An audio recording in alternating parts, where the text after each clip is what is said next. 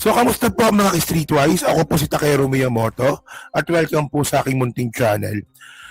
So mga kababayan, na tulad na sinabi ko nga kanina, meron pong pinaplano yung PCO na mag-launch nga po ng website para mag-report nga po ng fake news. Di ba? So basahin muna natin ito. Sabi dito, okay, PCO to launch website for reporting of fake news. Okay. By the way, in the first place mga kababayan, trabaho po ninyo yan na magpakalat ng fake news, na hanapin kung sino ang nagpapakalat ng fake news. Well, kung kailangan nyo ng tulong ng taong bayan, okay lang po yun. Tutulong po tayo sa kanila. Tama, di ba? O tama. Ito po kasi, tama naman, di ba? Yung pagpapahanap ng fake news, yung paghagilap ng fake news sa internet, trabaho naman talaga nila yan eh. O, ngayon, kung kailangan nila ng tulong ng taong bayan, willing po tayong tumulong. O, di ba? O, sabi dito, okay.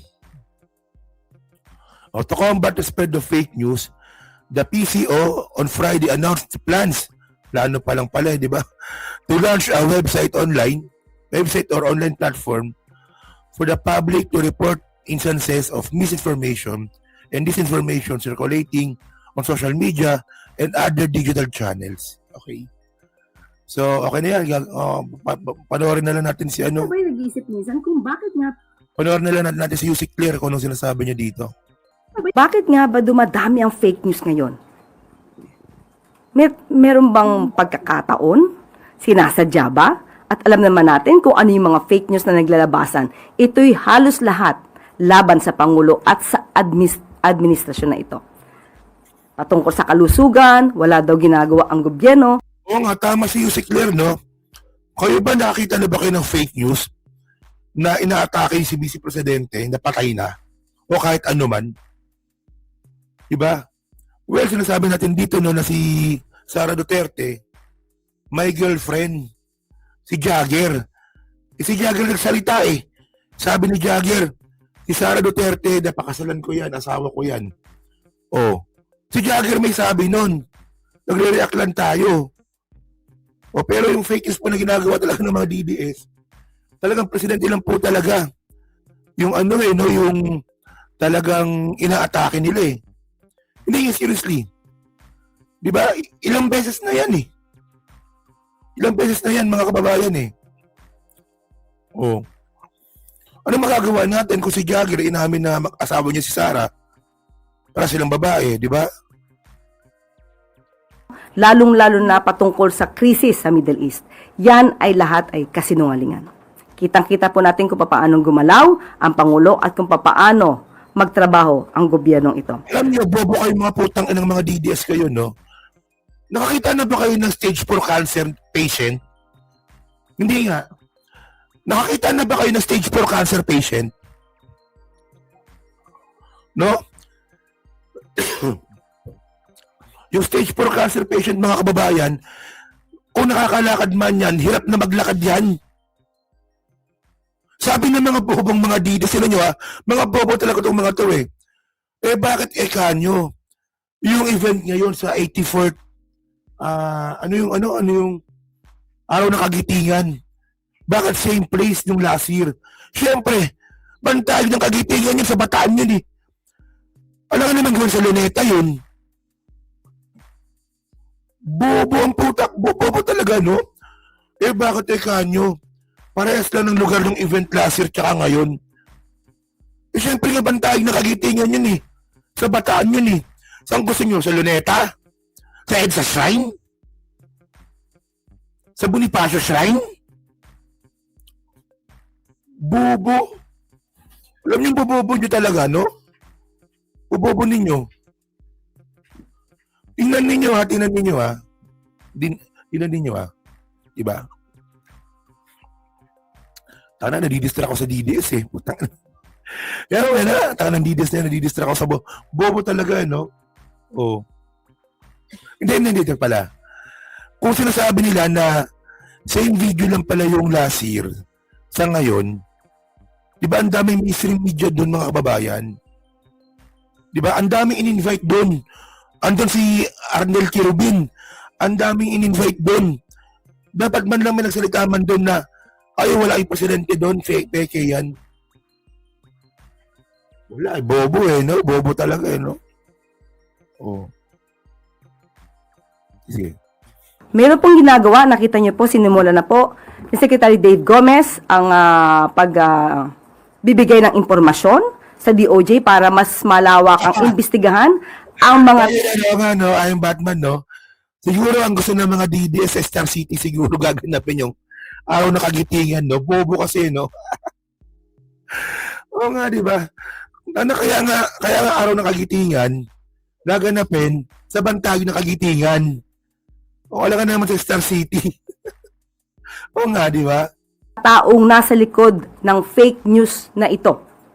At inaanyayahan na rin po namin, gagawa po ang PCO ng isang website o isang platform kung saan nyo po isusumbong lahat ng fake news na nagkakalat at yan po ay hindi namin tutulugan at lahat po yan ay dapat nasampahan ng kaso. Alam nyo, ito yung problema mga kababayan eh. Ito, sabi ko na sa inyo problema, no? Ang problema kasi sa PCO, mga kababayan, ano tayo eh, a decade behind tayo sa mga DDS. Honestly, mga kababayan, totoo to eh. Tinanin nyo itong mga DDS, mga kababayan, matagal na po sila nakakalat ng fake news. Dekada na po sila nakakalat ng fake news. 2016 pa lang, mga kababayan, organized na sila. Di ba? So syempre, pagpasok nga po ng 2023, kung saan na nga po nabuwag yung unit team, stabilized na po yung yung troll farm nila. Tayo, paano tayo? Nakailang nakailang secretary tayo ng PCO. Nagsimula kay Bunganga, kay Trixie. Tapos, Trixie, Kelly Girapil, tama ba? Tapos, si Chavez, Dave Gomez. Ngayon, si pangalan ng isa? Yung bago ngayon, yun, basta yun, So, nakalima po tayong secretary ng PCO. So, talagang left behind talaga tayo. Actually, kung in the first place pa lang, hindi po napalitan yung PCO secretary natin from 2022, tapos matino siya. May website na po tayo simula pa lang. Dave Gomez, tama, simula pa lang. For example, ito ako, pabor ako dito sa ginawa ni Dave Gomez. Palakpakan natin si Dave Gomez. Si Dave Gomez, palakpakan po natin, palakpakan tayo. Kasi naisip niya nga po na gumawa ng website para po doon magsumbong sa mga fake news. Tama yun. Agree yun. Kasi tayong taong bayan is tutulong.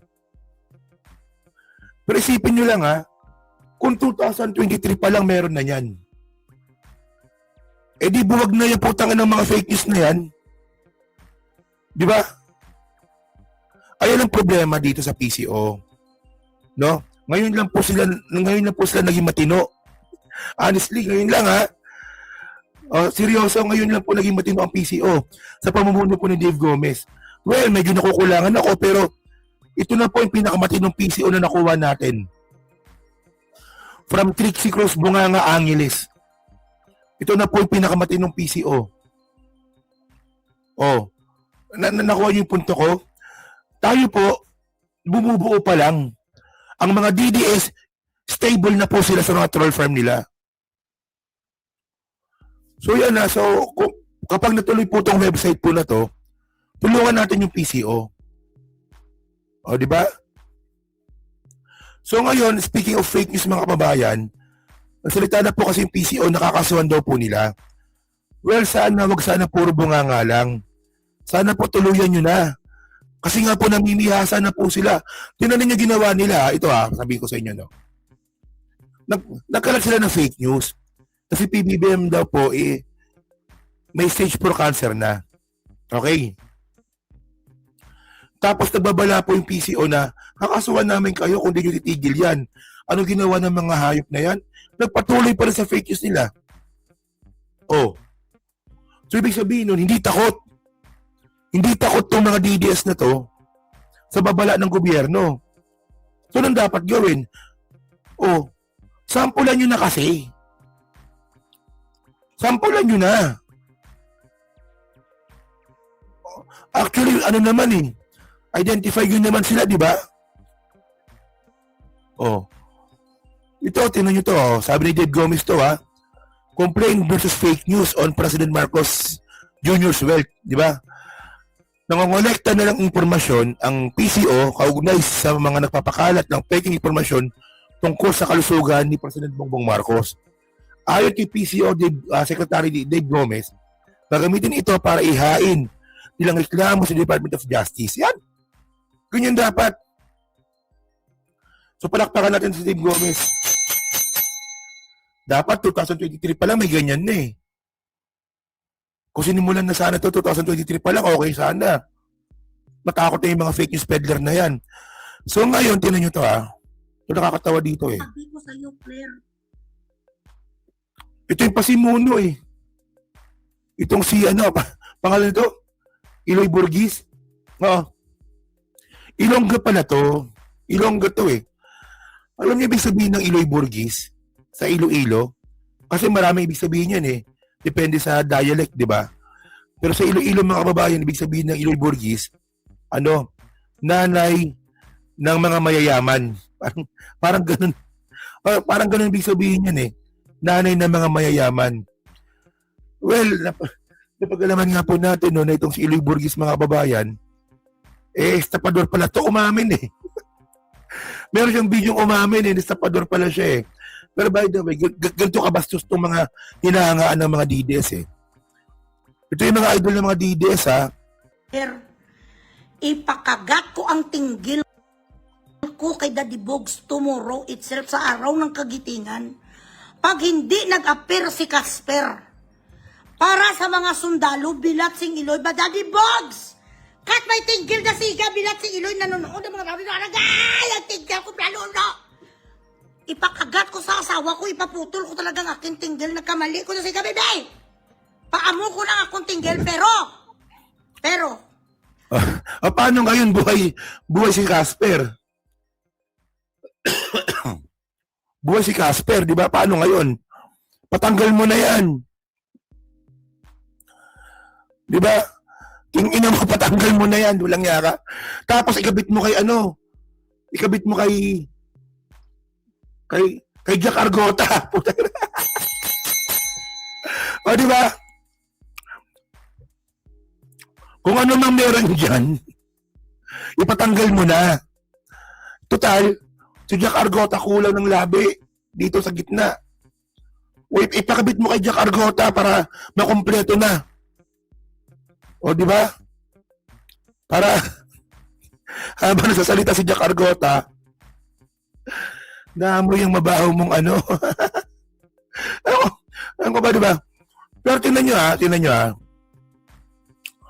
Ito po yung ina-idol ng mga DDS ngayon. Di ba bilang sikat eh, no? Pero, by the way, bastos eh, no? Bastos eh. pag wala buwas ang presidente mo, bilat sing Iloy ka pa, utod mong tinggil mo ha. Ipalagari mong tinggil mo. So, by the way, sinyak Argota, di ba? So, tinan nyo to ha. So, paano na yan? O, binura nyo ba yung DDS? Inano nyo ba? Kinik nyo?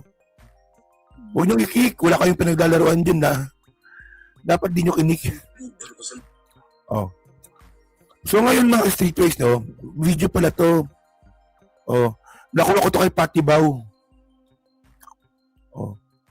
Tinan nyo to. Looks. Guys, yung nagkalat pala guys nga GC nga nakadating sa akin, bilat sing Iloy, budol guys. Kaya dapat maging vigilant tayo, maganon kung i-accept ko naman na iya. People makes mistake. O diba, putang ina mo pala eh. Oh, umamin eh na yung GC daw po na pinakukuha na niya ng information, budol daw po yun. So bigla siya magbabanggit na be vigilant, tapos people make mistakes. So ganun lang yon. Di ba? Porket na alam mo na posible kang damputin dyan sa Dubai, bigla mo sabihin na, ay teka lang, nagkamali ako, People make mistakes. Be vigilant. So, ganun lang yan. Oh, ayan ang sinasabi ko mga kababayan eh. Puta, umamin na yung nagpapakalat ng fake news eh. Na peki talaga yung pinagkalat niya. Hindi pa rin naniniwala yung mga DDS eh. Bobo ang puta, bobo nga eh. Ewan ko pa, alam niyo mga kababayan, no, bago po dumating ang mga Pilipino, alam ko ang mga Pilipino matatalino. Di ba pagdating sa politika, alam ko matatalino. Alam ko ang mga Pilipino ayaw sa fake news. Bago dumating si Duterte. Di ba? Bago po maging presidente si Duterte, ang mga Pilipino ayaw sa fake news. No, bago po naging presidente si Duterte, ang mga Pilipino ayaw sa mga mamamatay tao. Tama, di ba? Bago po naging presidente si Digong, ang mga Pilipino may respeto sa Diyos. Galit po tayo sa mga nagmumura sa Diyos. O syempre no, bago po naging presidente si Digong 2016, ang mga Pilipino ayaw po natin na binabastos ang mga kababaihan natin na mga Pilipina. Ayaw natin sa mga rape jokes. Pero putang ina no, nung naging presidente si Digong, lahat yan naging okay lang. Okay lang yan. Nagbibiro lang si Tatay Digong. Tinan niyo, di ba? Nakita nyo. Pati yung mga vlogger nila, bastos. Nakuha nila yung ugali ni Digong. So by the way, mga babayan, ito, babantayan po natin yung PCO dito.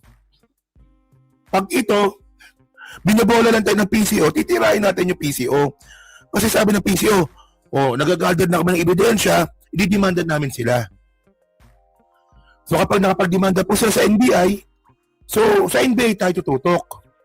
So sa ngayon, abangan natin, baka binubullshit lang tayo ng PCO, no, na i-demanda nila. Kasi mga kababayan ng point natin dito, tayo po, galit po tayo kapag binabastos yung presidente eh. Dapat mas lalo na po kayong PCO kayo. Trabaho nyo yan. Kung ano man yung nararamdaman namin galit, pag binabastos yung presidente, dapat doble, triple sa inyo. Kayo yung may kapangyarihan para magdemanda ng mga fake news vlogger. Sana makitaan namin kayo ng trabaho. Tama naman, di ba? So babantayan natin yung PCO. Baka binubullshit lang tayo niya na i-demanda namin sila. Nagagather na kami ng ebidensya. Tapos eventually, wala. Kasi naalala ko si ito with due respect naalala ko si General Acorde. Si Acorde ba yun, no? Si Acorde ata yun, no? Sabi niya, i-demanda niya raw si Banat Bay. Tsaka si Macanias. Ano nangyari? Nademanda ba? Wala. Si Acorde, if I'm not mistaken, ang alam ko si Acorde yun eh. Nagbanggit niyan eh. Na itong Banateros na to, in-interview nila si Bantag, didemanda namin sila. O pati itong si Macanas na nagpakalat ng fake news na si Acorde daw po bumaliktad na. Sa Acorde nga, tama nga sa Acorde nga yun. So sana wag lang sana tayo bulahin. Di ba? So ngayon, ito na, okay na. So fake news talaga yan. So wag nyo lang ipaglaban. Sayang, binlock nyo na yung DDS eh. Hindi wala ka na paglaruan ngayon. Binlock nyo eh. Nandiyan siya kanina, hindi na nilalaban pa na napatay na rin si Presidente Bongbong Marcos. Sayang eh. Binuran nyo eh. Hindi, pero ano to, debunk na po to. Kung ano man yung kumakalat nyo sa internet na nasa ospital na rin po si PBBM, debunk na po yan.